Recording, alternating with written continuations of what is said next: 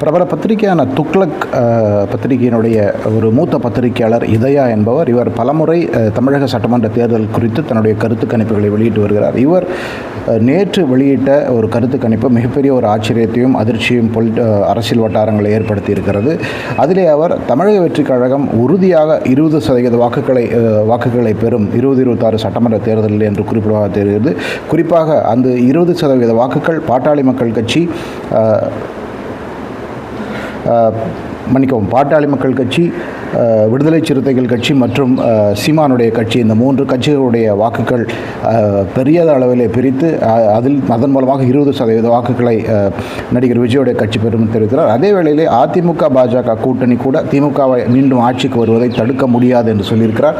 இன்னொரு சுவாரஸ்யமான விஷயம், திமுகவுடைய மைனாரிட்டி வாக்குகள், குறிப்பாக முஸ்லீம் மற்றும் கிறிஸ்தவ சமுதாய வாக்குகளை நடிகர் விஜயோடைய கட்சி பிரிக்கிறது சொல்லியிருக்கிறார். யார் வெற்றி பெறுவார்கள் என்பதிலே தெளிவு இல்லை.